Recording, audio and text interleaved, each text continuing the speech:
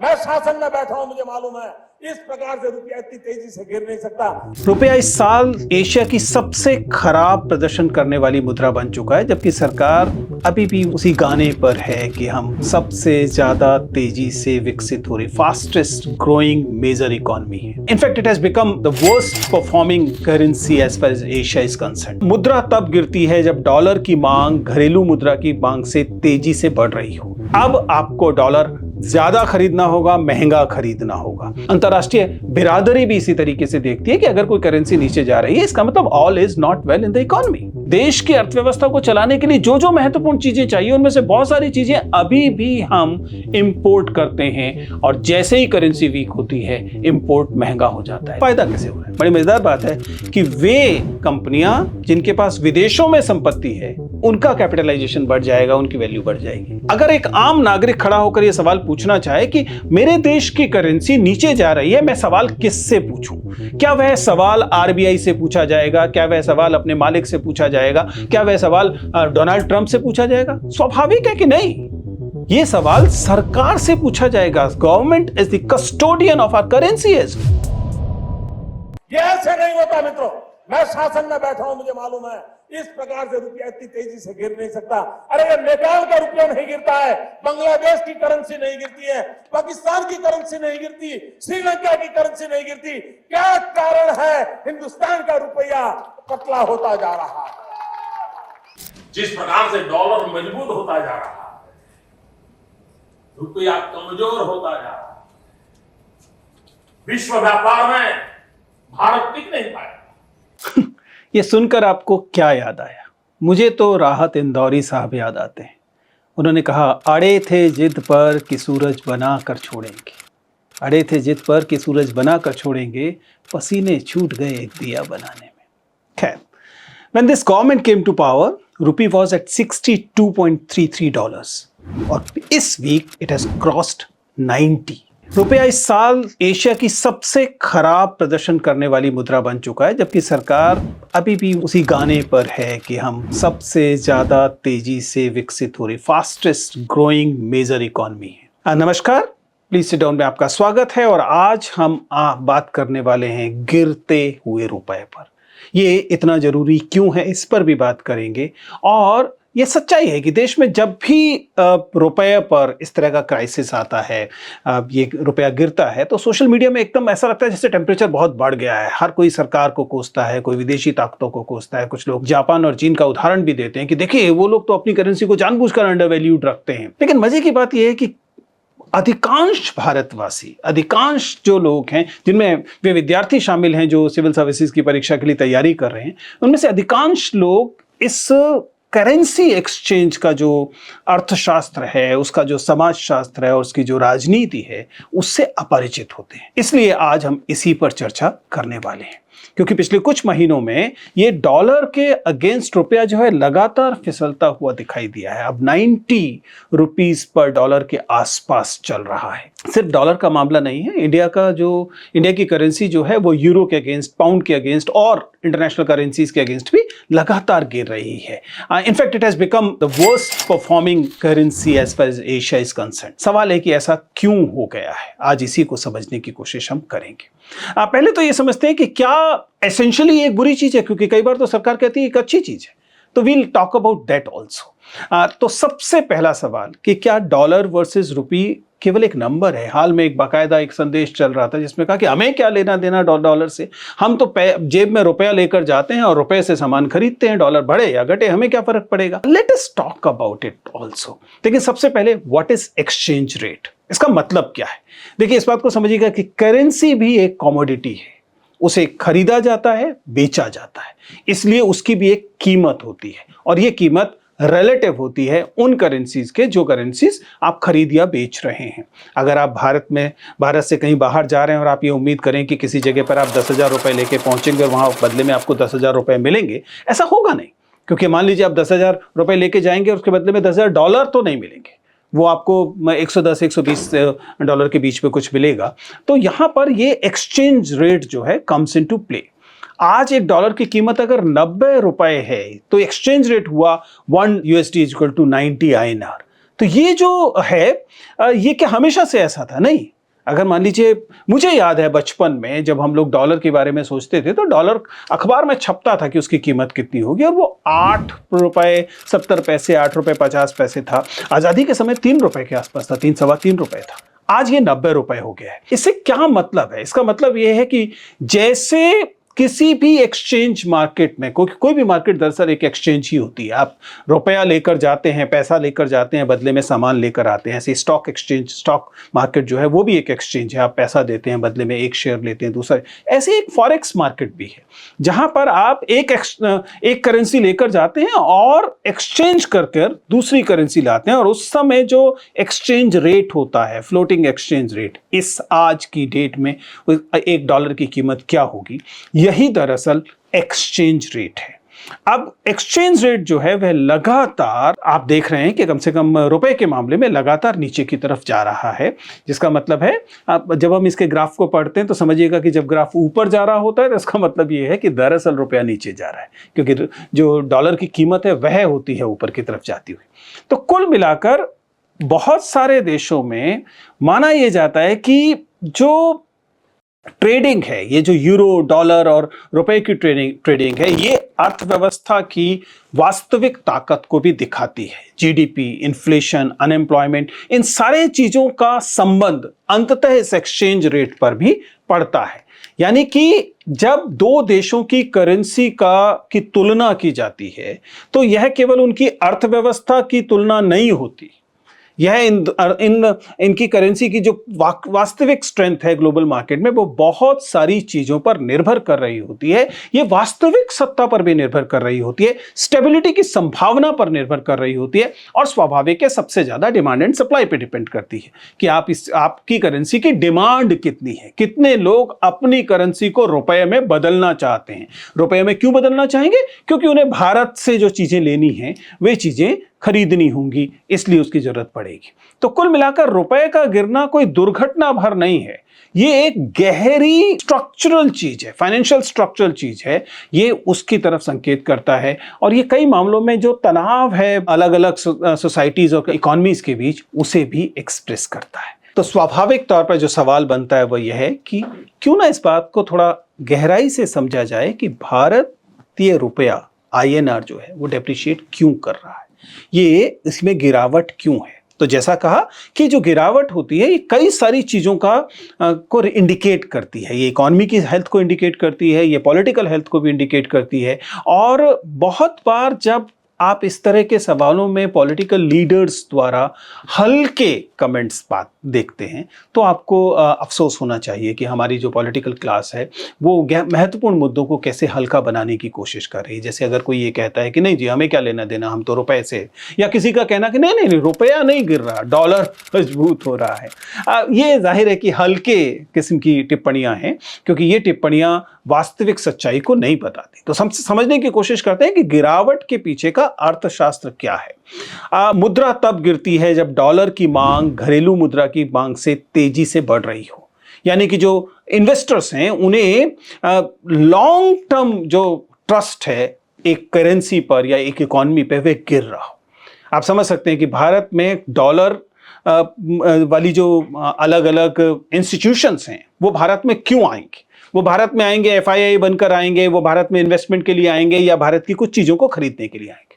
अब अगर भारतीय बाजार पर, भारतीय अर्थव्यवस्था पर, या भारत की पॉलिटिकल स्टेबिलिटी पर लोगों का यकीन थोड़ा सा कम हो जाएगा तो क्या होगा, वे यहां से अपने डॉलर को निकालने लगेंगे। चाहे वो FIIs के थ्रू इन्वेस्ट हो रखा पैसा हो जो कि स्टॉक मार्केट में है, या किसी अन्य जगह पर इन्वेस्ट हो रखा हो, वो इस इन्वेस्टमेंट को निकालने की कोशिश करेंगे, या फिर भारत से खरीदारी कम करने की कोशिश करेंगे। आपको तुरंत डोनाल्ड ट्रंप याद आ रहे होंगे कि जब हम भारत से बहुत सारी चीजें खरीदते हैं वो कहेंगे अब हम नहीं खरीदेंगे, या फिर हम टैरिफ बढ़ा देंगे। तो क्या होगा कि ये वाली मांग कम हो जाएगी। आपकी करेंसी की मांग कम होने का मतलब ही ये है कि अब आपको डॉलर ज्यादा खरीदना होगा, महंगा खरीदना होगा। ये जो महंगा खरीदना है इससे भी करेंसी का प्राइस जो है, यानी कि डॉलर का प्राइस भारतीय रुपए की तुलना में मजबूत हो गया।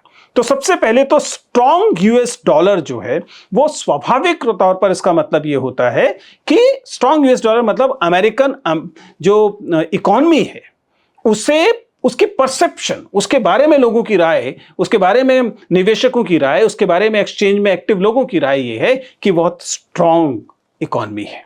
स्ट्रांग इकोनॉमी, अगर अमेरिकन स्ट्रांग इकोनॉमी को स्ट्रांग माना जाएगा तो लोग ज्यादा से ज्यादा पैसा डॉलर में लगाने की कोशिश करेंगे, क्योंकि डॉलर के विषय में एकदम निश्चित होगा कि वो पैसा गिरेगा नहीं, उसमें लगाया हुआ पैसा, डॉलर की कीमत नीचे नहीं जाएगी।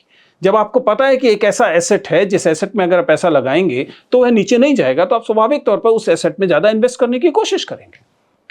फिर जैसा मैंने कहा, हाल में ये जो 50% टैरिफ वाला मामला आया, इसका मतलब यह था कि जो हमारे एक्सपोर्ट्स हैं वो उन पर बहुत गहरा झटका लगा। और ये जब एक्सपोर्ट्स पे झटका लगा तो इसका मतलब स्वाभाविक तौर पर यह है कि भारत के जो प्रोडक्ट्स हैं वो बाहर महंगे हो गए, कम लोग उसे खरीद रहे हैं, इसका मतलब उनकी डिमांड कम हो रही है, और एक्सपोर्टर्स अंततः डॉलर अर्जित करते हैं। तो जब वो डॉलर कम अर्जित कर रहे हैं तो डॉलर कम हो गया, डिमांड ज्यादा है तो स्वाभाविक तौर पर उसकी कीमत बढ़ जाएगी। और यह लगातार आपको दिखाई देगा। आपको यह भी ध्यान रखना पड़ेगा कि भारत का डॉलर खर्च किस चीज में होता है।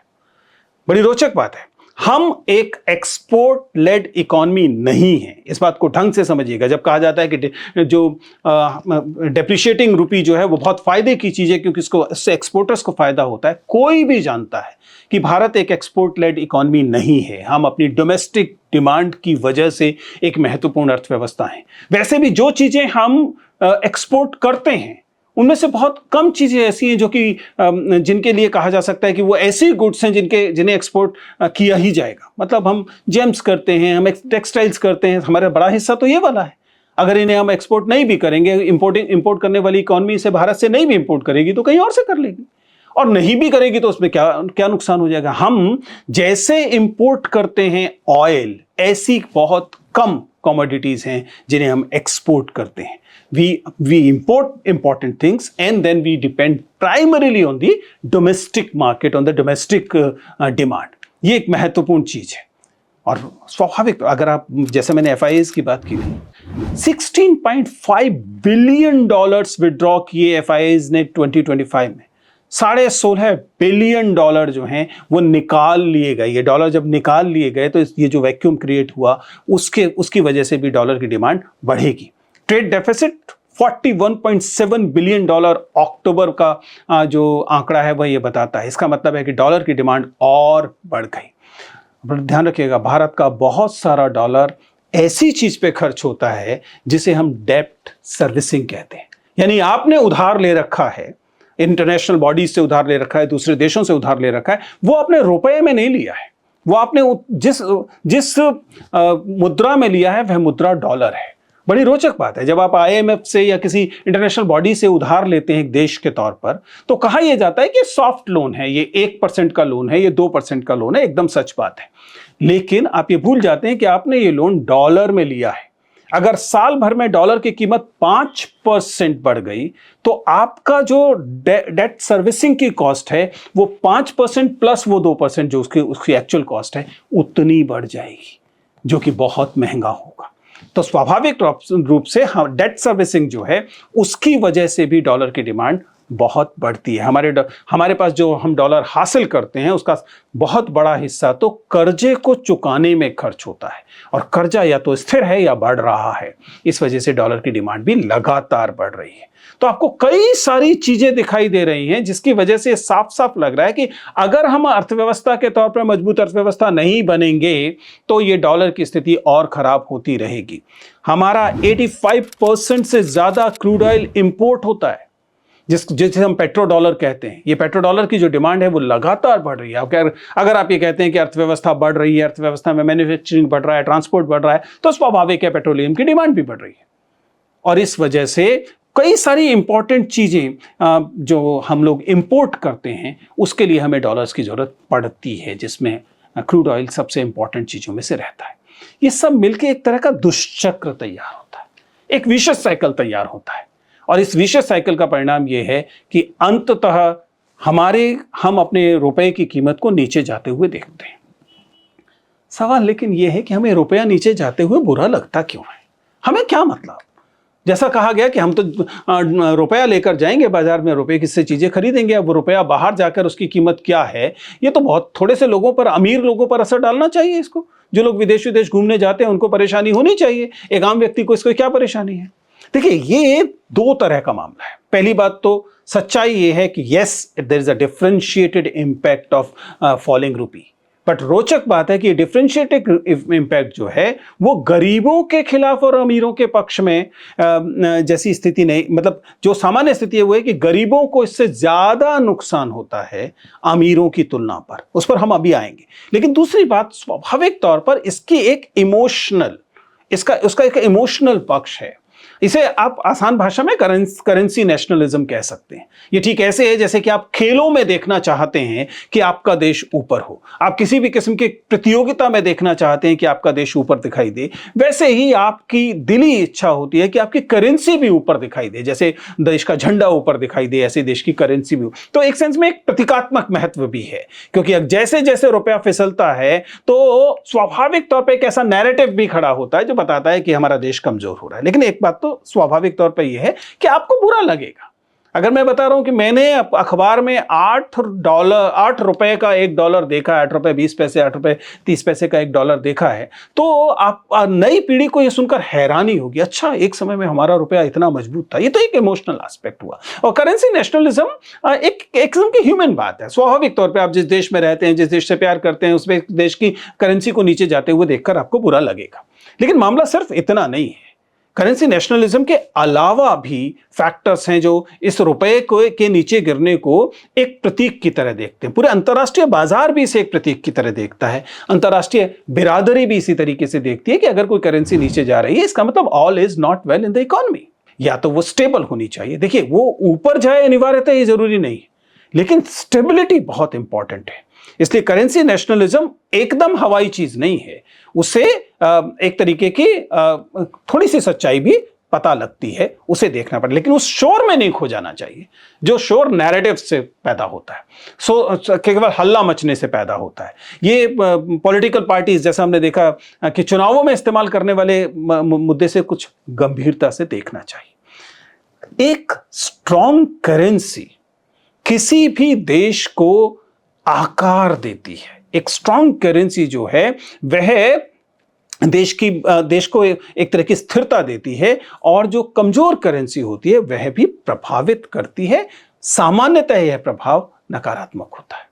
देखिए, किसी भी करेंसी, इस बात को भी समझिए कि हम बार बार इसकी तुलना मुख्यतः डॉलर के साथ करते हैं। हम लोगों ने एक पूरा वीडियो बनाया था डीडॉलराइजेशन पर, उसे समझिएगा कि क्यों हर चीज की तुलना जब डॉलर से की जाती है तब हम अपनी अर्थव्यवस्था पर नियंत्रण का हक एज ए नेशन खो देते हैं, क्योंकि डॉलर से तय होने लगता है कि हमारी अर्थव्यवस्था कैसी चल रही होगी। और चूंकि दुनिया का इंटरनेशनल जो अंतर्राष्ट्रीय बाजार है, इंटरनेशनल ट्रेड जो है, व्यापार जो है, उसका अधिकांश हिस्सा डॉलर से होता है, इसलिए डॉलर की तुलना में आपकी करेंसी का मजबूत या कमजोर होना बहुत प्रभावित करता है। कुछ लोग स्वाभाविक तौर पर इसके फायदे भी बताते हैं। फायदे बताते हैं कि एक्सपोर्ट जो है वो फायदेमंद हो जाता है। जाहिर है कि आपका आप एक्सपोर्ट करते हैं चीज़ों को डॉलर में, आपने किसी चीज़ को $100 में जो है बेचा, तो $100 में बेचने का मतलब पहले $100 में आपको 890 रुपये मिलते थे, आज 90 रुपये हो जाने पे 900 रुपये मिलने लगे। आपको 10 रुपये का सीधा सीधा फायदा हो गया। आपने कुछ नहीं किया,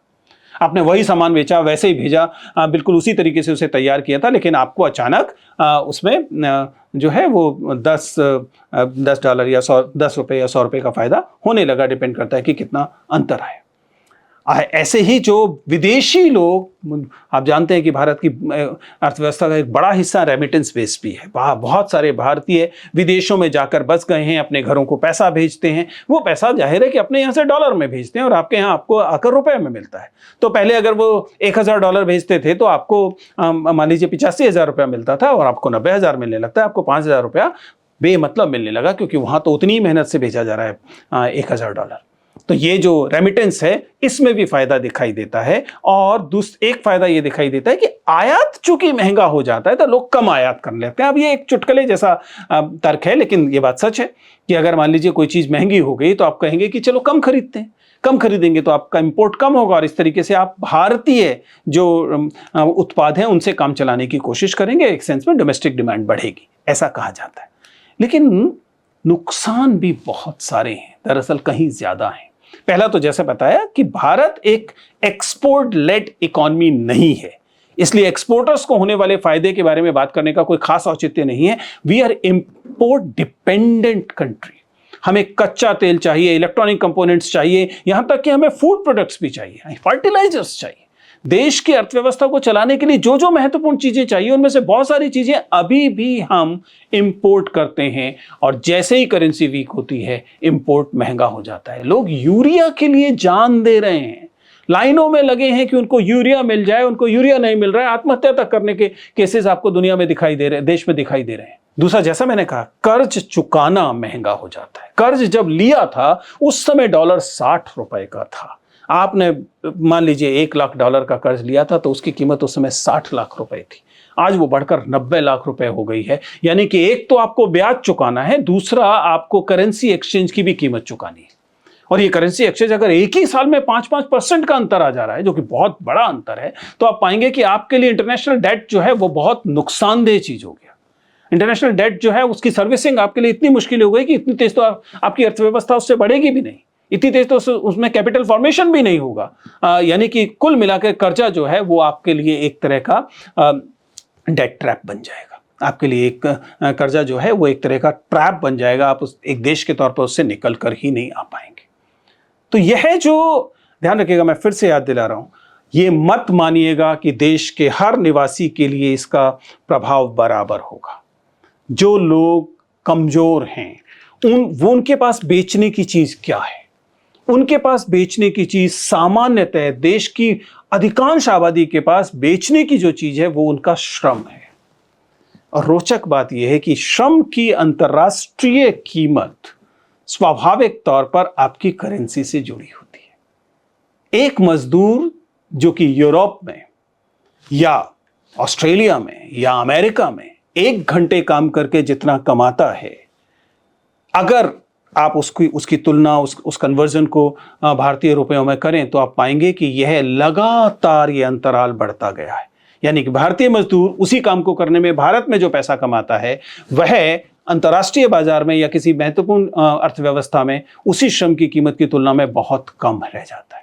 इसका मतलब रिलेटिव सेंस में, सापेक्ष तौर पर, यह आम इंसान, आम मजदूर, आम कामगार जो है वह गरीब से गरीब तर होता जाता है। इसकी एक बड़ा अंतर है, ये एक बड़ा प्रभाव है करेंसी का आम जनता पर, जिसे हम लगातार नजरअंदाज करते हैं, क्योंकि हमें अपेरेंटली ऐसा लगता है कि हमने रुपया देकर सामान खरीदा, रुपया देकर हमने सर्विस बेची, रुपया देकर हमने मजदूरी की, इसलिए हमें डॉलर से क्या लेना देना। लेकिन सच्चाई है कि वही काम अंतर्राष्ट्रीय बाजार में जो पैसा, जो वास्तविक कीमत, वास्तविक मुद्रा अर्जित कर रहा होगा, भारत में वह लगातार कम होती जाएगी इस करेंसी एक्सचेंज में नेगेटिव प्रभाव आने से। जैसा हमने कहा, ये अनइक्वल है। महंगे आयात में कौन से आयात महंगे होंगे? ईंधन, LPG, medicine, crude oil, fertilisers, transport, electricity, ये सारी चीजें कौन इस्तेमाल कर रहा है? आम व्यक्ति इस्तेमाल कर रहा है। एक्सपोर्ट के में फायदा होने से इन आम लोगों को कोई विशेष फायदा नहीं हो रहा। और वेजेस या तो स्टेगनेंट है या परचेजिंग पावर के हिसाब से नीचे जा रही है। यानी कि आपकी मजदूरी नहीं बढ़ रही है, और जिन चीजों पर आप अपनी मजदूरी खर्च करते हैं, आम इंसान जिस चीजों पर मजदूरी खर्च करता है, वो इस वजह से और महंगी होती जाती है। हमारी वे इंडस्ट्रीज जो इनपुट्स पर डिपेंड करती हैं, वो क्या करती हैं? बड़ी रोचक बात है। इनपुट चूंकि महंगा हो गया, इनपुट्स चूंकि महंगी हो गई, वो अपनी लेबर कॉस्ट कम करने की कोशिश करती है। यानी कि अब देखिए ना, पूरा लेबर कोड आपको दिखाई देगा जो आपको बताता है कि अब आप 8 घंटे नहीं 12 घंटे काम करेंगे, आपसे सीधा 4 घंटे छीन लिए जाएंगे, और जरूरी नहीं है कि उसका वास्तविक प्रभाव आपकी आमदनी पर पड़ेगा, नहीं पड़ेगा, क्योंकि धीरे धीरे 12 घंटे की शिफ्ट एक नया नॉर्मल हो जाएगी। फिर आप उसी मजदूरी में, जिस मजदूरी में आप 8 घंटे काम करते थे, 12 घंटे काम करने लगे। और इस वजह से जो आम कामगार है वह इसकी सबसे बड़ी कीमत चुकाता है। अभी हाल में एक प्रकरण आया जिसमें कि एक विदेशी सीईओ भारत आई और बहुत हैरान हुई कि अरे वाह, ये ब्लिंकिट और ये जो नए नए प्लेटफॉर्म्स हैं, ये 10 मिनट में सामान लेकर आ रहे हैं। हमारे यहाँ तो, अमेरिका में तो इस काम में 2 दिन लगते हैं। लेकिन जरा सोच के देखिए कि ये सामान लाने वाला व्यक्ति इस सामान लाने के लिए, इस डिलीवरी के लिए जो मजदूरी पा रहा है, उस मजदूरी में क्या आप कल्पना कर सकते हैं कि अमेरिका में कोई कामगार काम करेगा? ऑस्ट्रेलिया ने हाल में इन गिग वर्कर्स ने, जो कि उबर चलाते हैं या जो वहाँ पर कहा जाता है डोर डैशिंग करते हैं, यानी कि ये सामान को यहाँ से वहाँ ले जाते हैं, उन्होंने $31 प्रति घंटा, चाहे काम मिले या ना मिले, $31 प्रति घंटा की डिमांड अपने जो प्लेटफॉर्म है उससे की है। $31 को कन्वर्ट करेंगे तो आपको पता लगेगा ₹1600 प्रति घंटा। ये जो कन्वर्ट करना है, असली मसला यहीं पर है। एक कामगार जो कि किसी दूसरे देश में है, उसे अब उसी श्रम के लिए ज्यादा कीमत मिलेगी और आपको उसी श्रम के लिए कम कीमत मिलेगी। इस एक्सचेंज से ये तय होता है। तय ना भी हो तो प्रभावित तो डेफिनेटली होता ही है। तो फिर फायदा किसे होता है? अगर आम भारतीय को, आम इंसानों को, आम कामगार लोगों को नुकसान ही नुकसान हो रहा है तो फायदा कैसे हो रहा है? बड़ी मजेदार बात है कि वे कंपनियां जिनके पास विदेशों में संपत्ति है, उनका कैपिटलाइजेशन बढ़ जाएगा, उनकी वैल्यू बढ़ जाएगी। विदेशी निवेशक, उनके लिए भारतीय संपत्तियां और सस्ती हो जाएंगी, क्योंकि उन्होंने तो डॉलर में इन्वेस्ट करना है ना। जो संपत्ति, जो एसेट्स वो लोग खरीद रहे हैं, उसके लिए उन्हें डॉलर देना है और भारतीय संदर्भों में वह रुपए में जाने वाला है। इसलिए विदेशी निवेशकों को इससे फायदा होगा। या फिर वे लोग जो कि डेरिवेटिव्स लेकर जो रिस्क होता है उसकी हेजिंग कर लेते हैं, उनको फायदा होगा। आम नागरिक इस लेवल पर इन्वेस्टमेंट नहीं करता है, इस तरह की स्पेकुलेशंस नहीं करता है, इस किस्म की सट्टेबाजी नहीं करता है। फिर गिरता हुआ रुपया एक किस्म का आर्थिक हथियार बन जाता है, जिसमें जो मुनाफा कमाने वाला व्यक्ति है वो इससे होने वाले किसी भी नुकसान को ट्रांसफर करता है, फायदा अपने पास रख लेता है। यह आपको साफ साफ दिखाई देगा। लेकिन हमारा सवाल किससे? अगर एक आम नागरिक खड़ा होकर यह सवाल पूछना चाहे कि मेरे देश की करेंसी नीचे जा रही है, मैं सवाल किससे पूछूं? क्या वह सवाल आरबीआई से पूछा जाएगा? क्या वह सवाल अपने मालिक से पूछा जाएगा? क्या वह सवाल डोनाल्ड ट्रंप से पूछा जाएगा? स्वाभाविक है कि नहीं। यह सवाल सरकार से पूछा जाएगा। Government is the custodian of our currency as well. इसलिए जब वित्त मंत्री ये कहते हैं कि कमजोर रुपया अर्थव्यवस्था के लिए अच्छा है और आरबीआई को केवल उतार चढ़ाव की चिंता करनी चाहिए, ये मुझे लगता है कि ये एक तरीके से जानबूझकर आधा सच बताना है, क्योंकि बुनियादी सच्चाई को यह नजरअंदाज करता है। बुनियादी सच्चाई, जैसा मैंने कहा, कि India is not an export led economy, we are import dependent economy. हम जो निर्यात है उस पर आधारित अर्थव्यवस्था नहीं है, हम आयात पर आधारित अर्थव्यवस्था हैं। इसलिए गिरता हुआ रुपया महंगाई बढ़ाता है, प्रोडक्शन की कॉस्ट बढ़ाता है, किसान, मजदूर, कामगार के लिए मुश्किल करता है, उसके श्रम की कीमत को कम करता है, आम व्यक्ति उससे प्रभावित होता है। इसलिए सरकार को इसके बारे में एक्शन लेना चाहिए और सरकार को यह सुनिश्चित करना चाहिए कि जब भी रुपया गिरता है तो आम जनता को उसके लिए पर्याप्त कंपनसेशन मिलना चाहिए, और यह बहुत जरूरी है। अगर ऐसा नहीं होता है तो इसका मतलब सरकार उस जिम्मेदारी से भागती है। और बहुत सारी चीजें, जाहिर है कि अर्थव्यवस्था को मैक्रो और माइक्रो लेवल पर चीजें करनी पड़ेंगी। जैसे कि हम अपना इंपोर्ट अगर कम कर सकें तो फिर इससे हमें नुकसान होना कम हो जाएगा, लेकिन उसके लिए आपको अपनी मैन्युफैक्चरिंग को मजबूत करना पड़ेगा। उसके लिए आपको अपनी अर्थव्यवस्था को इतना मजबूत करना पड़ेगा कि वो इंटरनेशनल चीज पर कम डिपेंडेंट हो जाए। दूसरा तरीका, जैसा हमने कहा था, डी डॉलराइजेशन एक तरीका हो सकता है, लेकिन डी डॉलराइजेशन एक डिप्लोमेटिक एक्शन है। और जिस तरह से हम अमेरिका के एक्शंस को हाल फिलहाल में देख रहे हैं, खासतौर से टैरिफ्स इत्यादि को लेकर, हमें नहीं लगता कि ये आसानी से लिया जा सकने वाला फैसला है। सरकार ऐसा फैसला लेने से लगातार बचेगी। खैर, एनीवे, सवाल यह है कि हमें एक मजबूत करेंसी चाहिए या कमजोर करेंसी का चाहिए। जब कोई ये कहता है कि नहीं, हमारे लिए कमजोर करेंसी फायदेमंद है या कमजोर करेंसी या मजबूत करेंसी से हमें कोई लेना देना नहीं होना चाहिए, मुझे लगता है कि वो एक झूठ है। ये बात सही है कि ये बात जटिल है, ये कॉम्प्लेक्स चीज है, इसे समझने में थोड़ा सा ताकत लगती है, पर इसका मतलब ये नहीं है कि हम इससे अप्रभावित रहते हैं। हम इससे अप्रभावित नहीं रहते। इसका डिफरेंशिएटेड इंपैक्ट पूरे देश पर पड़ता है, कुछ लोगों पर कम, कुछ लोगों पर ज्यादा, कमजोर लोगों पर ज्यादा, मजबूत लोगों पर